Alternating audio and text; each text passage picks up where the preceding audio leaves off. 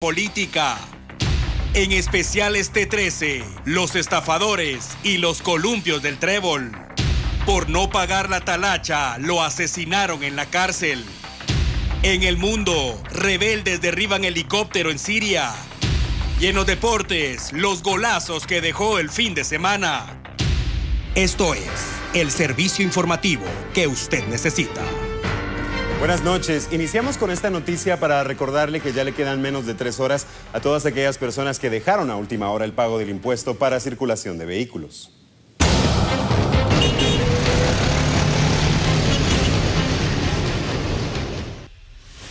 Si usted es de los guatemaltecos que deja todo a última hora, le recordamos que tiene hasta las 12 de la noche para cancelar el pago de impuesto de circulación de vehículos.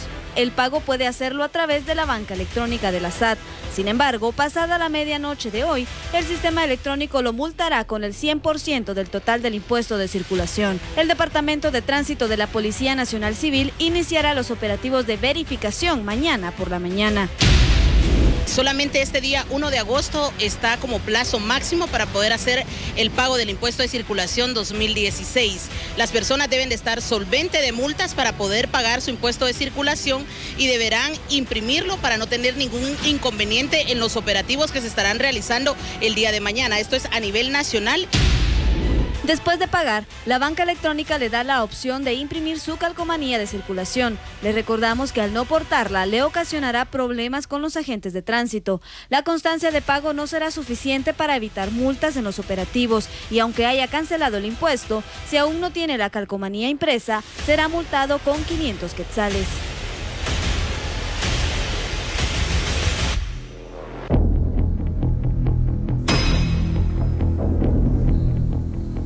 Buenas noches. En el plano político, menos de 6 meses tardó la popularidad de Mario Taracena como presidente del Congreso de la República, quien ahora es considerado enemigo repudiado de los trabajadores del organismo legislativo.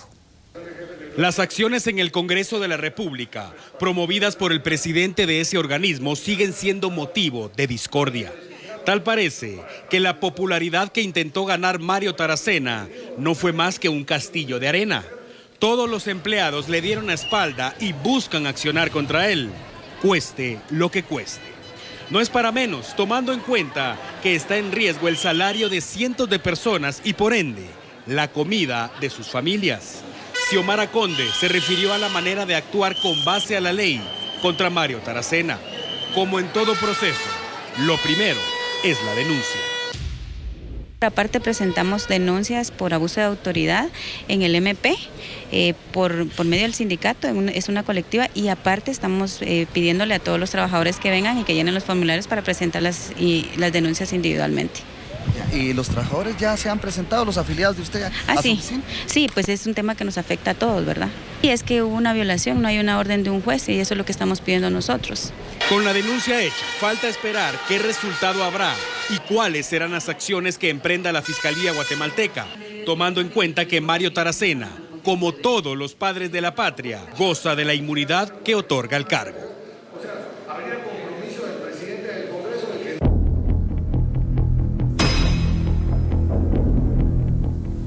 El repudio aumenta contra Mario Taracena. Hoy sindicalistas presentaron otra denuncia en el Ministerio Público en contra del controversial presidente del Congreso y algunos de sus empleados de confianza.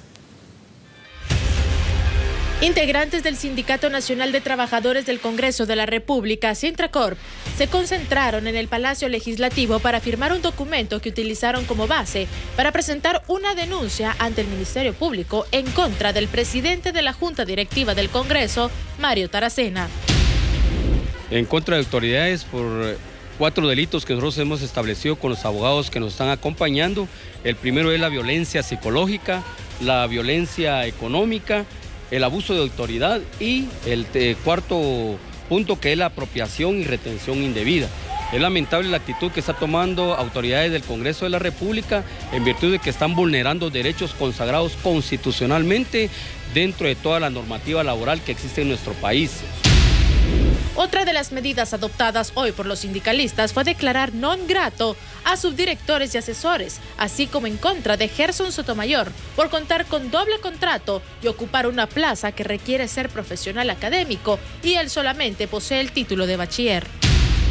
va en contra de Emilio Dávila, que es el subdirector general del Congreso de la República, del licenciado Ramírez, que es subdirector de Recursos Humanos, de este señor Gerson Sotomayor, bachiller, que tiene un salario de 22,000 comprobado por los contratos que tenemos en nuestro poder, y por último también en contra de la autoridad nominadora, que es el presidente del organismo legislativo del Congreso de la República.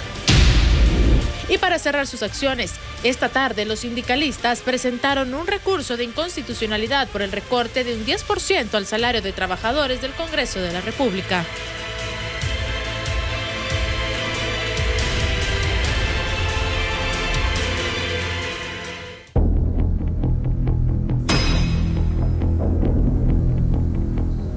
Y esta es la situación laboral en el Congreso de la República, de un bachiller de confianza de Mario Taracena, que muchos guatemaltecos profesionales desearían por los jugosos salarios producto de 2 trabajos. El 16 de febrero del presente año fue contratado en el Congreso de la República devengando un salario de 20,000 quetzales, con la condición de trabajar 7 horas diarias de lunes a viernes y sin tener que rendirle cuentas a nadie sobre su hora de ingreso y salida. El 8 de junio resultó beneficiado con plaza doble. Esta vez fue contratado para trabajar 6 horas al día y con salario de 22,000 quetzales. Misma condición, no rendir cuentas sobre su horario y asegurándose 42,000 quetzales mensualmente. ¿Cómo se logra eso? Fácil. Se necesitan 2 cosas. Primero, ser el consentido del presidente del Congreso de la República, Mario Taracena, y segundo, nivel medio. Esa es la historia de don Gerson José Pablo Sotomayor del Cid, hombre de 32 años que en los últimos días ha dado mucho de qué hablar en el Palacio Legislativo por ganar esa cantidad de dinero, supuestamente trabajando 13 horas al día, pero pocas veces se le ha visto por ese lugar. Los sindicalistas del Congreso ubicaron una manta esta mañana en un punto estratégico en la que se lee transparencia, que predica nuestro presidente del Congreso, Gerson Sotomayor, bachiller contratado por 22,000 quetzales, declarado non grato. O sea, que don Gerson, igual que su jefe, el dinosaurio de la política, no son bienvenidos en el Congreso, porque los empleados que ven amenazada su plaza laboral ven también cómo el hombre que promueve acciones de transparencia no predica con el ejemplo. Y es preciso recordar en este momento a todos los implicados en los señalamientos anteriores. Una frase célebre que reza: el primer acto de corrupción que un funcionario público comete es aceptar un cargo para el cual no tiene las competencias necesarias. La fiscal general se refirió a las denuncias en contra de autoridades del Congreso por diversos motivos, entre laborales y penales. La fiscal general Telma Aldana indicó que el Ministerio Público ha recibido denuncias por diversos motivos en contra de las autoridades del Congreso de la República interpuestas por sindicalistas de ese organismo. Agregó que el mayor porcentaje de denuncias es en contra de la Comisión Permanente del Congreso por señalamientos de abuso de autoridad y despidos de trabajadores que, según los sindicalistas, son injustificados. La fiscal especificó que deben separar las denuncias por políticas laborales internas del Congreso y las de carácter penal. Nosotros como Ministerio Público hemos recibido algunas denuncias y estas están en investigación. Uno de los sindicatos presentó denuncia contra la Comisión Permanente invocando el delito de abuso de autoridad en el marco de los despidos que se intentan hacer. Yo creo que hay que separar la relación laboral que es propia en el Congreso de la República y la posibilidad de intervención del Ministerio Público en caso haya comisión de algún delito. Al presentar las denuncias, obviamente tenemos la obligación de revisarlas y si la Fiscalía correspondiente encuentra indicios, deberá de plantear las acciones que correspondan. La funcionaria se refirió a estos casos del organismo legislativo a solo unos minutos de que sindicalistas presentaran otra denuncia en contra del presidente de la Junta Directiva del Congreso, Mario Taracena. Y la ley es la ley y nadie debe estar por encima, fue lo que indicó el presidente de la República, Jimmy Morales, al consultarle su opinión acerca del retiro de la inmunidad al diputado del partido oficial, José Trejo. La Corte Suprema de Justicia resolvió retirar la inmunidad al diputado por considerar que existen indicios suficientes para investigarlo. El magistrado Lester Vázquez, presidente de la Cámara de Amparos y Antejuicios, dijo que la decisión de los magistrados fue por unanimidad. Trejo está acusado de emitir 2 cheques sin fondos, girados por 50 y 70 mil quetzales, ambos a nombre de Edgar Páez, quien colocó la denuncia ante el Ministerio Público por el delito de estafa. Y con esta información vamos a la pausa. Enseguida volvemos con más noticias de interés. T13 Noticias presenta los más buscados. Claudia María Robles Morales, vinculada a la estafa del Banco de Comercio. Si sabe dónde está, denúncielo. Su llamada será confidencial. T13 Noticias. En fin. El ICS tiene 1.267.429 afiliados, en su mayoría hombres. En el artículo 100 de la Constitución, el Estado reconoce y garantiza el derecho a la seguridad social para beneficio de los habitantes de la nación. Artículo que parece estar olvidado en este instituto, o más bien, es cumplido, pero a medias, y eso se refleja en las denuncias de los pacientes. Solo en lo que va del año, la Procuraduría de Derechos Humanos ha recibido más de 500 denuncias de mala atención, escasez de medicamentos y procesos tardados para citas médicas, convirtiéndose el ICS en la entidad más denunciada. Los centros en los que los pacientes más quejas han presentado son el Hospital General de Enfermedades, ubicado en la Zona 9, el Centro de Atención Médico Integral para Pensionados CAMIP y la Consulta Externa de Autonomía en la Zona 9. Los problemas son los mismos: mala atención, negligencia, desabastecimiento, falta de personal, entre otros. La noche del jueves se hizo la denuncia que en la emergencia de la maternidad del ICS de Pamplona, las mujeres que estaban por entrar a labor de parto estaban hacinadas y esperando en bancas afuera del hospital. Pero al ver la presencia de las cámaras, la seguridad comenzó a entrar a las mujeres con el fin de que ninguna hablara con la prensa y contara lo que estaba pasando. Esa noche, un compañero periodista fue agredido en cumplimiento de su labor por uno de los agentes de seguridad. Ante el incidente, a través de la vocera del ICS, la institución se pronunció al respecto. Hemos tenido 3 casos ya en donde personas ajenas a los medios de comunicación han intentado ingresar a las unidades médicas a buscar a determinados pacientes, haciéndose pasar como reporteros de medios de comunicación. Entonces, por seguridad de nuestros pacientes y por seguridad también de los medios de comunicación, también que lo coordinen a través del departamento.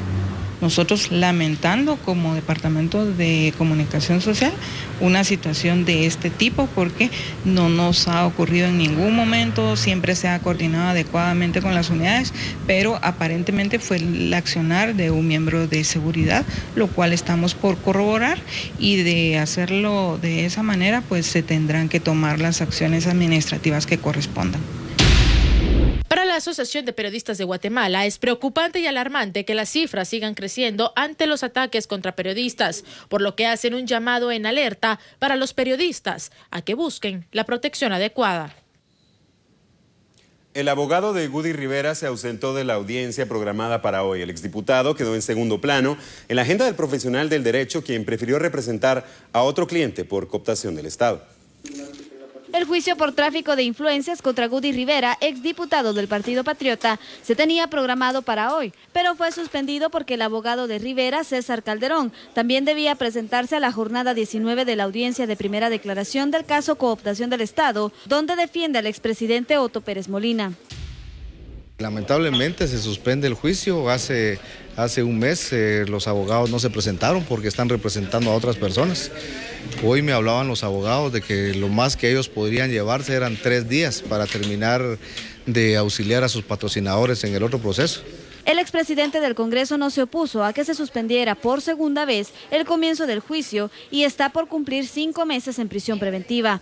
Gudy Rivera, que el pasado 14 de enero entregó su curul en el Congreso, había enfrentado un proceso de antejuicio por tráfico de influencias y cohecho pasivo, acusado por la exmagistrada de la Corte Suprema de Justicia, Claudia Escobar, de haber influido en la elección de magistrados de la Sala de Apelaciones. Junto al exdiputado también es señalado Bernón González, abogado de la exvicepresidenta Roxana Valdetti, quien habría sido intermediario entre Rivera y Escobar. Y deberán regresar a prisión preventiva 5 de los implicados en el caso Bufete de la Impunidad. La Comisión Internacional contra la Impunidad en Guatemala y el Ministerio Público impugnaron la resolución otorgada por el juez Moto el pasado 9 de junio, quien los benefició con arresto domiciliario tras el pago de una fianza. Sin embargo, la Sala Cuarta de la Corte de Apelaciones del Ramo Penal resolvió que los sindicados de los delitos de asociación ilícita y cohecho pasivo guarden prisión preventiva por existir peligro de fuga y obstaculización a la averiguación de la verdad. La resolución fue emitida contra 7 sindicados, pero 2 de ellos ya se encontraban guardando prisión. Cambiamos de información y prepárese para las próximas horas porque habrá lluvias intensas en el territorio nacional. En las próximas horas, el territorio nacional podría tener una variación en el clima acompañado de copiosas lluvias. Esto derivado de un sistema de baja presión que podría convertirse en una tormenta tropical, según explican los expertos del INSIBUME. Prácticamente desde el día viernes estamos monitoreando un sistema fuerte de baja presión. Su ubicación al momento es al sur de República Dominicana. Sin embargo, algunos de los modelos que utilizamos y los análisis que realizamos los meteorólogos, todo apunta a que este sistema pudiera acercarse a partir del día martes y miércoles hacia la parte caribe de Centroamérica, especialmente parte atlántica de Honduras y la parte de Puerto Barrios de Guatemala. Recordemos que estos sistemas en cualquier momento pudieran cambiar su desplazamiento. Sin embargo, hasta el momento vemos de que las lluvias pueden incrementar, favorecidas por este sistema a partir del día miércoles. Esta condición climática proviene de las costas del Atlántico, por lo que desde ya se monitorea la conducta de esta variación que ya afecta a varias regiones y amenaza con convertirse en tormenta, situación que mantiene en alerta a autoridades en el Atlántico y sur del país. En Huehuetenango y la capital se registraron 2 incendios que causaron pérdidas materiales en una discoteca y en una vivienda. Un local que funcionaba como discoteca en la zona 1 de Huehuetenango se incendió ayer en la noche y bomberos voluntarios utilizaron 10.000 galones de agua para sofocar las llamas. El propietario del lugar cuantificó las pérdidas en 500.000 quetzales.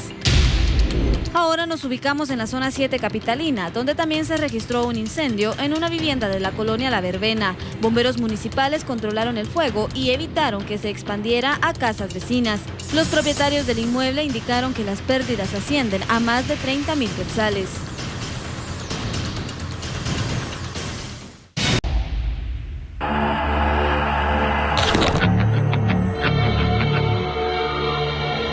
Menos de 24 horas pasó un hombre en la cárcel hasta que la muerte lo visitó por el retraso en el pago de la talacha que le exigían los reos, que también mandan en la cárcel de Huehuetenango.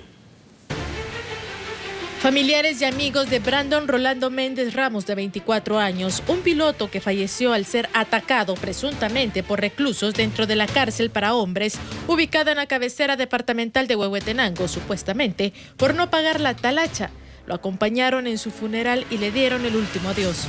Según la familia, la víctima ingresó al preventivo para varones el domingo 31 de julio de este año, sindicado de escándalo en la vía pública. Desde su ingreso, supuestamente los internos le comenzaron a exigir 7.000 quetzales, pero se negó al pago y ahí fue golpeado hasta dejarlo inconsciente y luego lo ahogaron en una pila.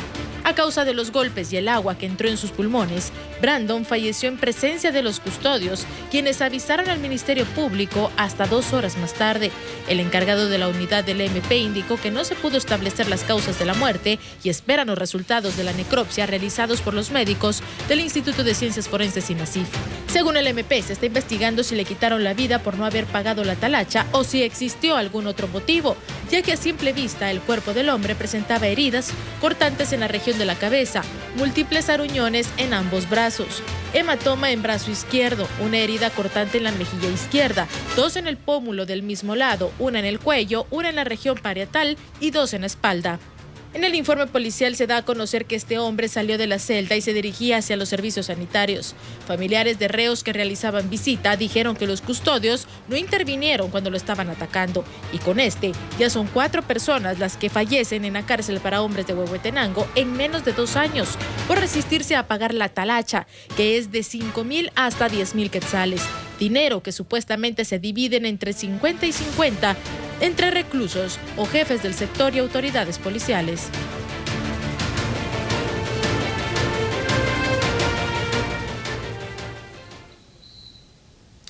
Y en otro tema, el alcohol y el exceso de velocidad es la fórmula perfecta para provocar accidentes de tránsito constantemente en el paso a desnivel de la Castellana. Un promedio de 5 accidentes de tránsito al mes ocurren en el paso desnivel que comunica el Boulevard Liberación Zona 13 con la avenida La Castellana Zona 9. Los hechos, en su mayoría, son protagonizados por motociclistas que exceden el límite de velocidad. Las autoridades hacen el llamado a los automovilistas y motoristas a conducir con precaución y no exceder la velocidad. También evitar manejar bajo efectos de licor. A tempranas horas de la mañana, un hombre que se dirigía a su trabajo fue atropellado. Carlos Gonzalo Sueiras Drago, de 63 años, quien acostumbraba a transportarse en bicicleta, hoy no logró terminar su viaje, debido a que fue arrollado por un camión de volteo en el puente que comunica el anillo periférico y Calzada Roosevelt. El conductor de transporte pesado se dio a la fuga. Zonas al sur y al norte de la ciudad capital vivieron esta tarde una jornada de violencia y quedaron marcadas por asesinatos.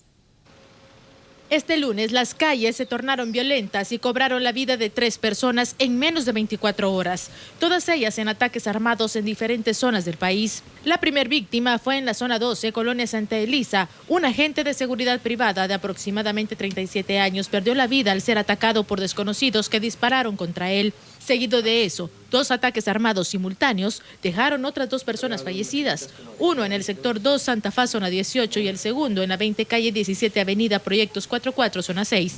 Según el informe de los socorristas, los hechos armados fueron entre las 13:30 y las 14:30 horas, detallando que los asesinatos ocurrieron en 1 hora exacta. Las jornadas son cada vez más violentas y las zonas en cuestión denotan más ataques armados y números de fallecidos.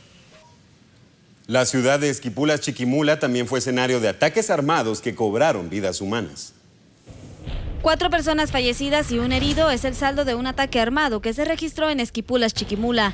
Las víctimas mortales fueron identificadas como Margarito Alejandro Alonso, de 34 años, Carlos Estrada Urrutia, de 35, Edgar Orlando Pérez Sandoval, de 35, y Edín Reinaldo Cardona Suchite, de 19, quienes se conducían a bordo de un pick-up cuando fueron emboscados.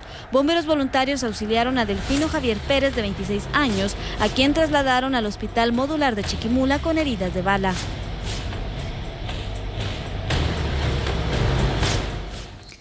En el día 29 de la audiencia de primera declaración del caso cooptación del Estado, el juez Miguel Ángel Gálvez continuó escuchando los argumentos de los implicados para evitar la cárcel. Esto ocurrió durante 6 horas y finalizó como es habitual. El juzgado suspendió y reprogramó para mañana. Sin embargo, se prevé que el próximo miércoles será cuando el juez dictamine quién de los indicados continuará en cárcel y quiénes podrán contar con medidas sustitutivas. En otro tema, la escuela de San Lorenzo El Cubo en Zacatepeques fue presa de los ladrones que aprovecharon el fin de semana para vaciar el inmueble. Una escuelita de primaria de la aldea de San Lorenzo El Cubo fue saqueada este fin de semana en Zacatepeques. El director del establecimiento indicó que llegó temprano a abrir la escuela, pero para su sorpresa, la dirección estaba abierta y había sido robado absolutamente todo. Aunque no se sabe con exactitud la hora del robo, pues los delincuentes tuvieron todo el fin de semana para hacer su fechoría, la población espera que logren dar con estos ladrones y los pongan tras las rejas y poder recuperar lo robado, ya que es de uso para los escolares. Los delincuentes se llevaron 2 redoblantes que recién habían sido adquiridos para el desfile de septiembre, una computadora, 2 radiograbadoras, una DVD y hasta la refacción escolar. Esta es la primera vez que la escuelita es asaltada y piden a los delincuentes ponerse la mano en la conciencia, ya que son niños a los que robaron y perjudicaron en el pan del saber, por lo que piden a las autoridades investigar el robo. Canal 13.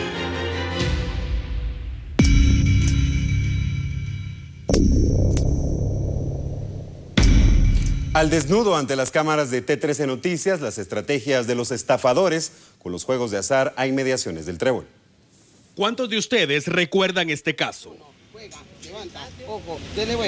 Son aquellos señorones que encontramos en la cuchilla del Trébol, la que comunica con la calzada Raúl Aguilar Batres. ¿Y cuántos de ustedes recuerdan la reacción del muchacho que pregunta, ¿dónde quedó la bolita? Ahora bien, no la vayan a perder de vista porque ahorita van a ver cómo liquidar la misteriosamente molécula particular de curiosidad de la vida por Las malas lenguas dicen que el hombre con la bolita no trabaja solo. Hay quienes lo acompañan y supuestamente adivinan dónde está la bolita. Empiezan a ganar dinero y con ello logran que otros empiecen a apostar. Pero obvio, el negocio está hecho y la víctima nunca va a encontrar la bolita. Únicamente perderá dinero y más tarde los compadres se reparten la ganancia. Ahora bien, por si hay dudas, fíjese bien cómo el hombre que tiene la atención del público voltea a ver una ventana. Cuando recibe la señal, rápidamente guarda todo y vámonos. El hombre de playera gris y gorrita es uno de los compinches y finge que tiene una llamada. La pregunta es, ¿por qué? Ahora le muestro. Cuando los azules llegan, todo está en orden. El halcón sigue vigilando y cuando se marchan, todos regresan a sus puestos.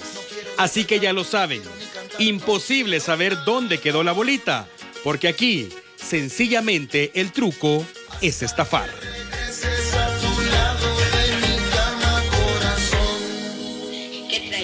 Atrás María Candonga, atrás peluda.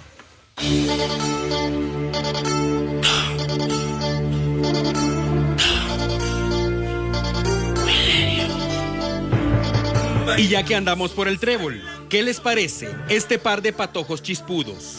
Es un área verde que está desperdiciada para ellos. Y como no hay juegos, los muchachitos muestran de qué están hechos y fabrican su juguete. Apuesto a que muchos de ustedes están recordando su infancia. ¿Pero por qué le muestro esto? Pues bueno, aunque usted no lo crea, este mismo sitio, cuando cae la noche, se convierte en escenario de una relación sexual.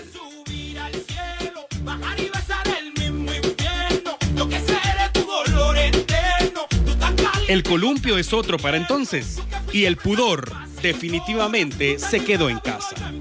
Mucha atención, porque antes de que salten los que defienden la diversidad sexual, aclaramos que independientemente se trate de dos hombres haciendo cositas, están en la vía pública y vaya usted a saber qué posiciones o acrobacias iban a realizar, pero se percataron que están siendo grabados y el resto es historia.